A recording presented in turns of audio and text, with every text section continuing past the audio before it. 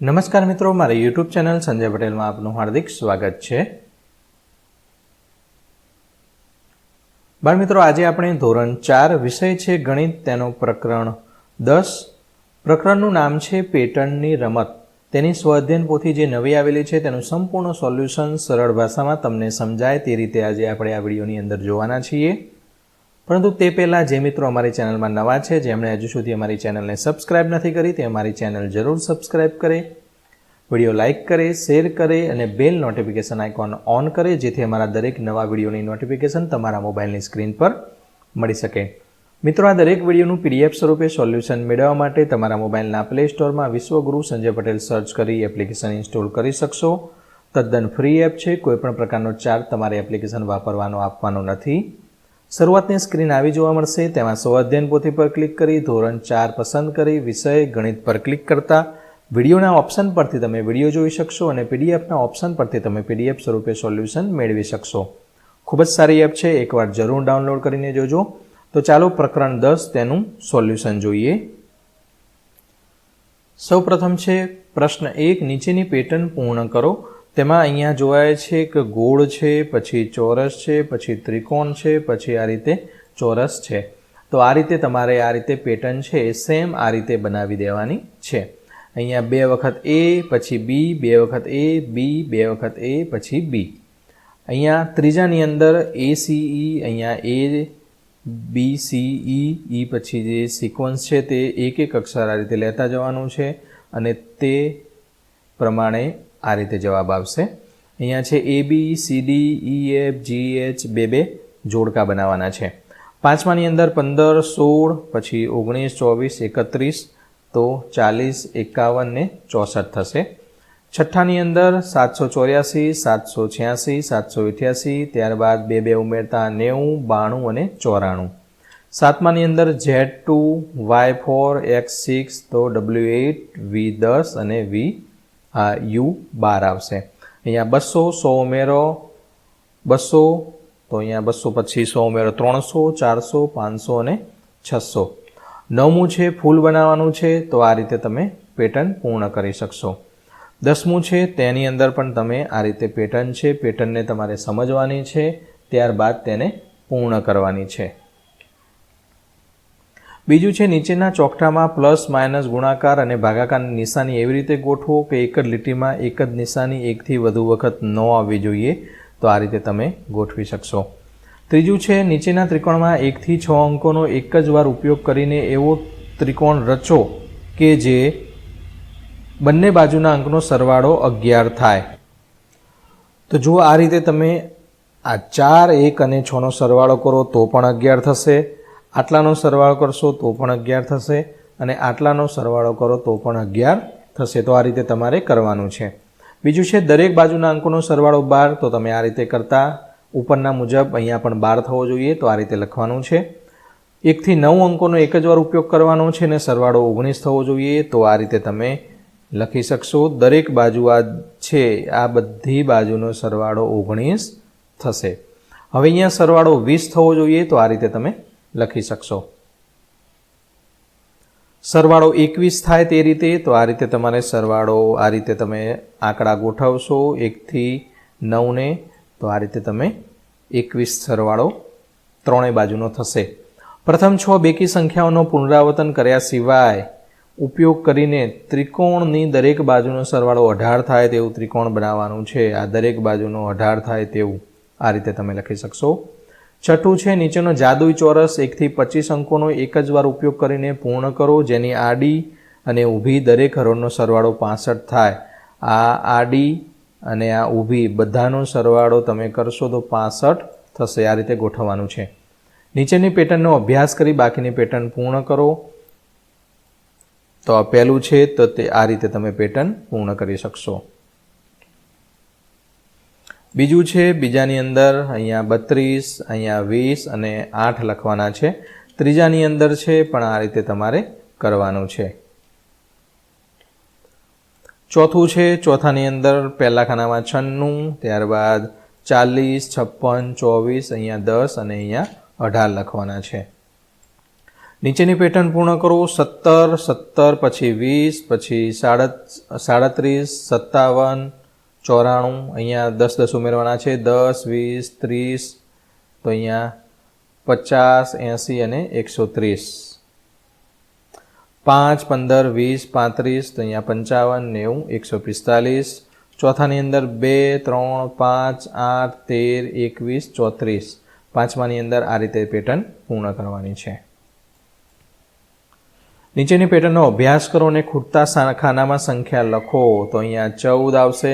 આ બંનેનો સરવાળો અહીંયા 48માંથી 18 બાદ કરો તો 30 મળે. એનો મતલબ કે આ બંનેનો સરવાળો કરો તો 48 થવો જોઈએ. 16 અને 4 બંનેનો સરવાળો 20, 10 અને 7 બંનેનો સરવાળો 17. બીજું છે આગગાડીના ચિત્ર પરથી પ્રશ્નોના જવાબ આપવાના છે. આગગાડીમાં જુઓ, એ ડબ્બામાં 31 કિલોગ્રામ, બીજામાં 32. તે રીતે ડબ્બા એ અને જીનું કુલ વજન 68 કિલોગ્રામ છે. તો ડબ્બા બી અને એફનું વજન, તો આ બી અને આ એફ બંનેનું વજન ભેગું કરો તો 68 કિલોગ્રામ થાય.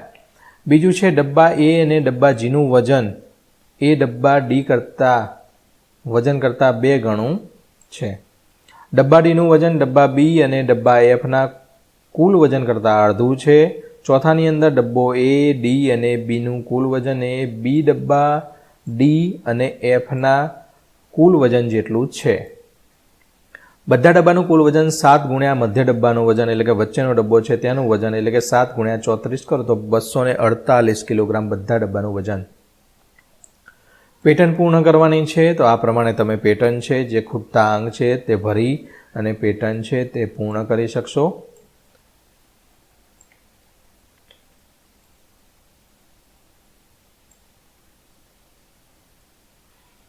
પહેલું છે દરેક પંક્તિના અંકોનો સરવાળો 6 જેટલો વધે છે. 21, 27, 33, પછી 39, 45, 51 એવું કરવાનું છે. 12માની અંદર 1 છે એના બરાબર એ, 2 બરાબર બી, 3 બરાબર સી, 4 બરાબર ડી. આનો મતલબ તમારે આખી એબીસીડી લખી દેવાની છે. એ પછી અહીંયા બી, સી, ડી, અહીંયા નંબર આપી દેવાનો. એને 1, 2, 3, આનો 4, પછી ઈનો 5. આ રીતે બધા અંકો છે તે બધાને નંબર આપી દેવાના છે. 13માં શું આવ્યું તો એમ આવશે. પહેલામાં શું આવતું તો પહેલામાં અહીંયા જો 1 આવશે, એ આવશે તો એ. 20માં ટી. આ રીતે તમારે આ સ્પેલિંગ બનાવવાના છે.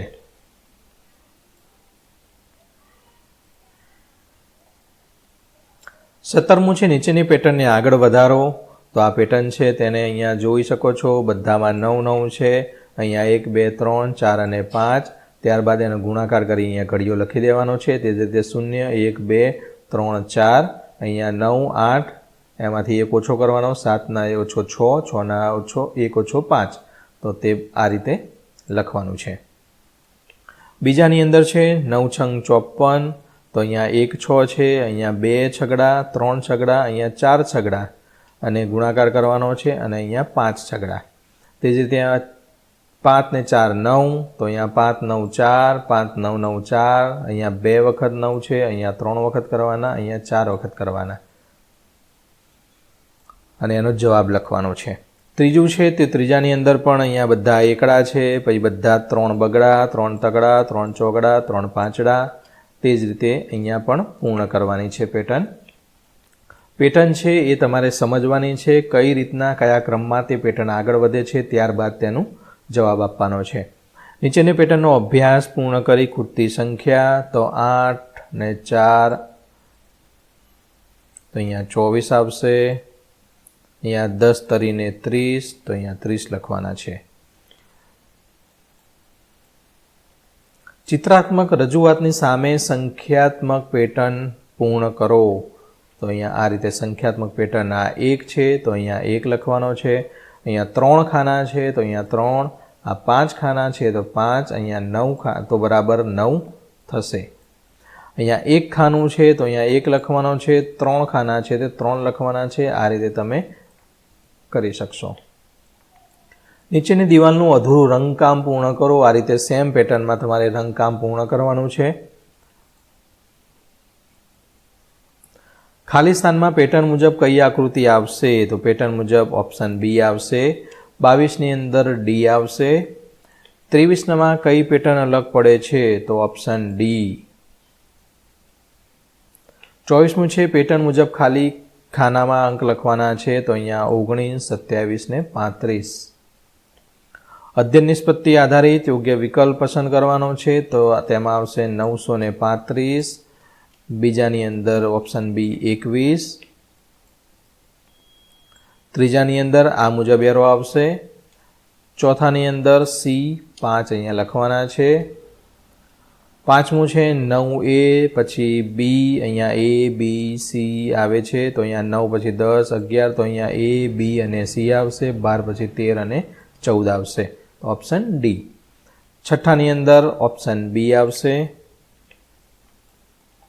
સાતમું છે તેમાં 1 બરાબર એ, 2 બરાબર બી, 3 બરાબર સી. તો આ રીતે સમજવા જઈએ તો 8, 5, 1, 4 એબીસીડી અગાઉ જે લખી હતી તેમાં 8 એટલે એચ, 5 એટલે ઈ, 1 એટલે એ, 4 એટલે ડી, તો હેડ થશે. આઠમું છે તેમાં ઓપ્શન બી 2 આવશે. નવમું છે તેમાં ઓપ્શન સી 4 જવાબ આવશે. ક્રિષ્ના નીચેનો બ્લોક કેવી રીતે આગળ વધારશે? તો તેમાં આવશે ઓપ્શન ડી. તો આશા રાખું બાળકો તમને આ સોલ્યુશન છે સ્વાધ્યાયન પોથીનું સરળતાથી સમજાઈ ગયું હશે. ફરી મળીશું આગળના વિડીયોમાં. ત્યાં સુધી આવજો. વિડીયો અંત સુધી જોવા બદલ આપનો ખૂબ ખૂબ આભાર. ધન્યવાદ.